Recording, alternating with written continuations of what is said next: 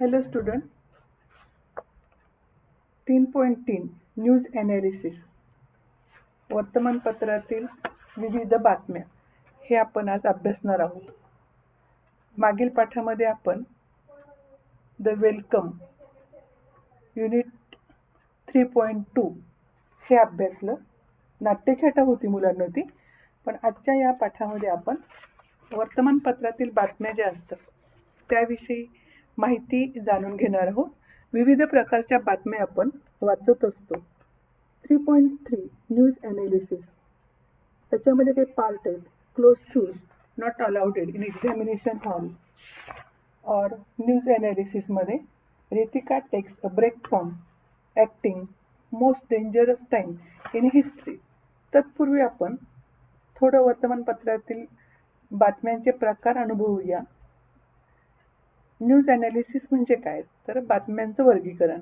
Many people believe that all that is printed on paper must be true and reliable, but we also come across bits of information or news items that do not match or do not tally with facts, our own experience, ideas.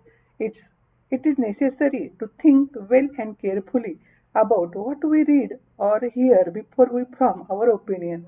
Of course, you must do it with an open mind. Student, page number 69 वर news analysis 3.3 हे आपल्याला detail माहिती दिलेली आहे.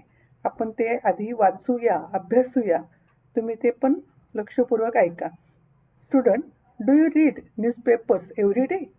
Do you listen to the news bulletins on radio or TV? You may have seen your elders or friends reading news items and discussing them with feeling. Do you think about the news that you read or hear? If your piece of news makes you happy, you will say it is a good news. If it makes you angry or sad, you will say it is bad news. You may find some news items interesting and some others uninteresting or even boring. You also have to consider whether a piece of a news is reliable or unreliable. Many news items have phrases like according to our sources. Authorities say that an eyewitness account is to convince the readers or viewers that the news is reliable, or the reporter may simply say it is learned that it has come to light that it's. Read the news items given A, B, and C. You may have heard phrases like breaking news, shocking news, it's. In what other ways can we describe a piece of news? Suggest suitable adjectives, then form groups of 4 or 5 and discuss the questions given with each piece of news. मुलांनो, आपण unit 3.3 मध्ये news analysis हा topic अभ्यासत आहोत. मी तुम्हाला त्यातली काही माहिती पण सांगितली आहे. Close shoes not allowed in examination hall. Listen, लक्षपूर्वक ऐका, ओळीवर बोट ठेवा, तुम्ही वाचा आणि त्याचा अर्थ समजून घ्या. Bengaluru Shivam Institute of Innovative Technology Bengaluru has recently issued a list of dos and don'ts for candidates taking the entrance test to the prestigious institute this year.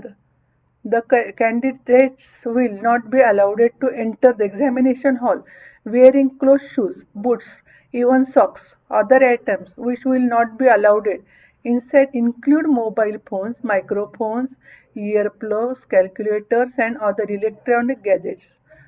Pouches, printed or blank papers, and even pens. The pens will be provided in the hall by the invigilators. Student, ऐकलंय का तुम्ही? व्यवस्थित ते वाचन करायचं.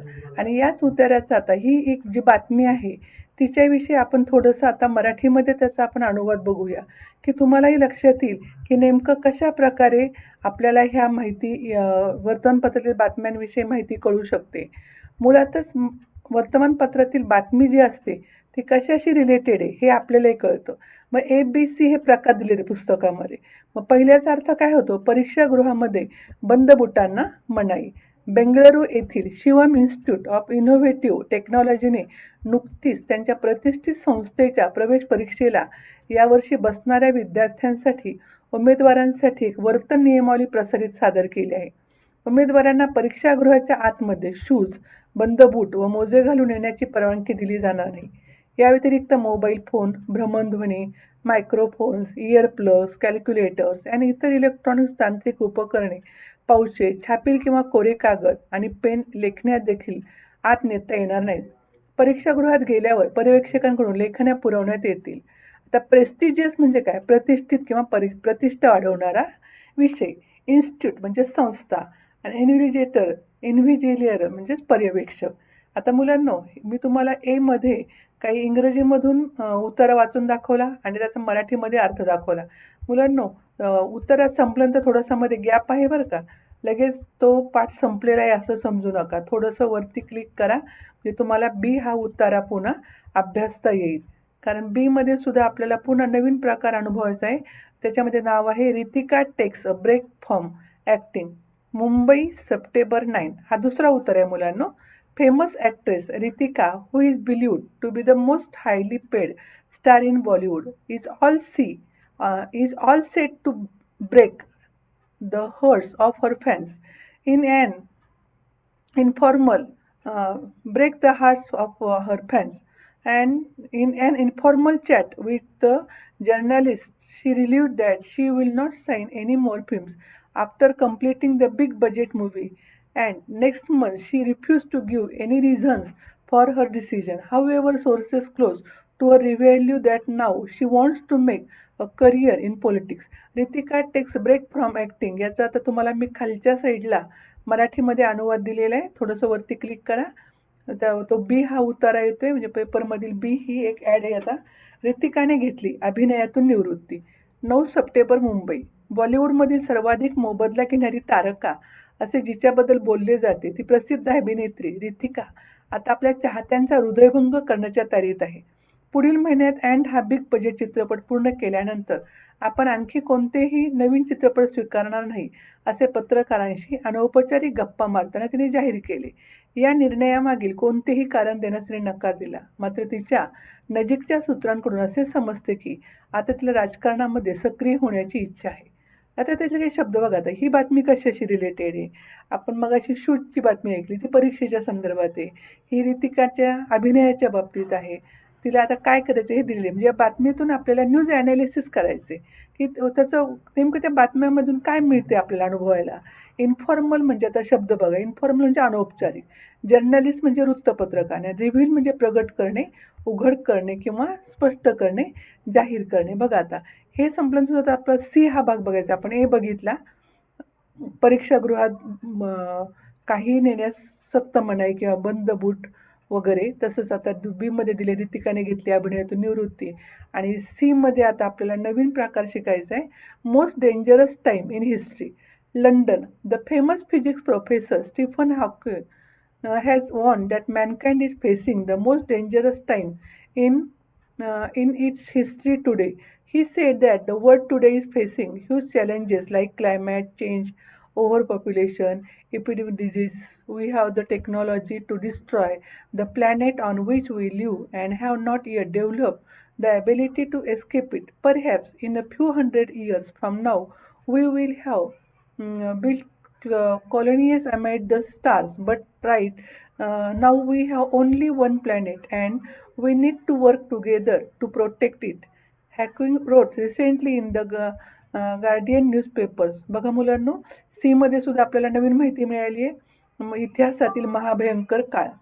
लंडनमध्ये काय घडलंय आणि ते वैज्ञानिक काय सांगतायत. मानवजातीच्या आजवरच्या इतिहासातील सर्वात भयंकर अशा काळाला सध्या माणूस तोंड देत आहे. असा इशारा भौतिकशास्त्राचे प्रख्यात प्राध्यापक स्टीफन हॉकिंग यांनी दिला आहे. ते असे म्हणतात की हवामानातील बदल, लोकसंख्येचा विस्फोट, साथीचे रोग यासारख्या प्रचंड आव्हानांना सध्या संपूर्ण जग सामोरे जात आहे. सध्या ज्या ग्रहावर आपण राहतो आहोत त्याचा विध्वंस करण्याचे तंत्रज्ञान आज आपल्याला अवगत आहे. परंतु त्यापासून स्वतःला वाचवण्याची क्षमता मात्र अजून आपण विकसित केलेली नाही.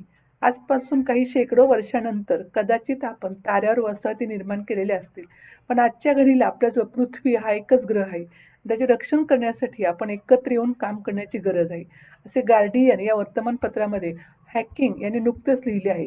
फिजिक्स म्हणजे भौतिकशास्त्र. मॅनकाइंड म्हणजे मानवजात. क्लायमेट म्हणजे हवामान. एपिडेमिक डिसीजेस म्हणजे साथीचे रोग. डिस्ट्रॉइड नष्ट करणे, विध्वंस करणे आणि प्लॅनेट म्हणजे ग्रह. बघा मुलांनो, आपण वर्तमानपत्रातील बातम्यांचे ॲनालिसिस कसं करायचे हे आपण आजच्या पाठामध्ये अभ्यासलंय 3.3 मध्ये. त्याच्यात तुम्हाला मी 3 वेगवेगळे उत्तरं दिलेली आहेत. चौथा उत्तरात तुम्ही वाचा. तोही याच पद्धतीचा आहे. राळेगाव, आंबेगाव येथील एक गाव आहे. तिथे एक बाबा आहेत. ते कशाप्रकारे बुद्धी देतात आणि आजारी माणसाला बरं करतात. मग त्याच्यानंतर डॉक्टर कशाप्रकारे वर्णन करतायत हे तुम्हाला पुढील त्या डी मध्ये वाचण्याचा सराव करा. मी 3 उदाहरणं तुम्हाला दिलेली आहेत. आता त्याच्यामध्ये सी मध्ये दिले इतिहासातील महाभयंकर काळ कसा होता ते आपण इंग्रजी आणि मराठीतून दोन्हीमधून अभ्यासला आहे मुलांनो. थोडासा गॅप आहे मध्ये, ते वाचून घ्या. थोडंसं वरती क्लिक करा, थोडं खाली क्लिक करा, आपोआप तुम्हाला सापडेल. Most dangerous time in history, इतिहासातील महाभयंकर काळ कसा होता हे आपण वाचलं. ही एक बातमी तुम्हाला कळली. आता ऋतिकाने घेतली अभिनयातून निवृत्ती. हा एक आपण बॉलिवूडमधल्या बॉलिवूडमध्ये जी एक अभिनेत्री आहे, तिच्या अभिनयातून तिने का निवृत्ती घेतली तेही आपण अभ्यासलं या बातमीमध्ये. Ritika takes a break from acting. आणि त्याच्यामध्ये नंतर आपण अभ्यासलेलं आहे वरती की परीक्षागृहामध्ये बंद बुटांना मनाई. मग त्यामध्ये सुद्धा आपण काय वाचलं बरं, close shoes not allowed in examination hall. याचा अर्थच काय मुलांनो, क्लोज की 3 उत्तरे तुम्हाला अभ्यासाला मिळाले की परीक्षागृहामध्ये बंद बुटांना मनाई. नंतर बी मध्ये दिलेलं आहे ऋतिकाने अभिनयातून कशा प्रकारे निवृत्ती घेतलेली आहे. त्यानंतर तिसऱ्या ह्याच्यात दिले इतिहासामधला सर्वात महाभयंकर काळ. आणि ह्या तिन्ही उत्तरातलं वर्तमानपत्रातील बातम्यांचे ॲनालिसिस कशा प्रकारे करायचं हे तुम्हाला यामधून अभ्यासाला मिळालेलं आहे. मुलांनो, तुम्ही हा उतारा व्यवस्थित वाचा. 4 ABCD असे 4 प्रकार दिलेले आहेत बातम्यांचे, तेही व्यवस्थित अभ्यासा. म्हणजे तुम्हाला युनिट 3.3 मध्ये व्यवस्थितरित्या लक्षात येईल की आपण कशा प्रकारे बातम्यांचा अभ्यास करू शकतो. मग गुड न्यूज कोणत्या, बॅड न्यूज कोणत्या, रिलायबल अनरिलायबल कोणत्या, इंटरेस्टिंग अनइंटरेस्टिंग कोणत्या, बोरिंग कोणत्या आणि ऑदर्स कोणत्या. म्हणजे ABCD मध्ये आपल्याला याचे ॲनालिसिस करता येईल, वर्गीकरण करता येईल. News item ABCD. मग ABCD मध्ये गुड न्यूज कोणती होती, बॅड न्यूज कोणती होती त्याचा उल्लेख करा. एक म्हणजे वास्तविक कोणती आणि अगदी शक्य नसलेली कोणती, इंटरेस्टिंग कोणती आहे, बोरिंग कोणती आहे आणि ऑदर्स, असं आपण त्याची विभागणी करू शकतो. पेज नंबर 69 वर 69 3.3 न्यूज ॲनालिसिस स्टार्ट होते. त्यामध्ये आपण close shoes not allowed in examination hall, बंद बुटांना मनाई हे अभ्यासलं. Ritika takes a break from acting, ऋतिकाने आपल्या अभिनयातून निवृत्ती घेते हे अभ्यासलं. Most dangerous time in history, इतिहासातील महाभयंकर काळ, हेही आपण ही बातमी अभ्यासली. आणि चौथी तुम्ही वाचा quick cure for all elements, हे तुम्ही वाचून काढा. आणि गुड न्यूज कोणत्या, बॅड न्यूज कोणत्या, इंटरेस्टिंग कोणत्या, अनइंटरेस्टिंग कोणत्या याची विभागणी करा, वाचून ठेवा. आणि मग पुढच्याच पाठामध्ये आपण 3.4 please don't read this poem he poem अभ्यासणार आहोत.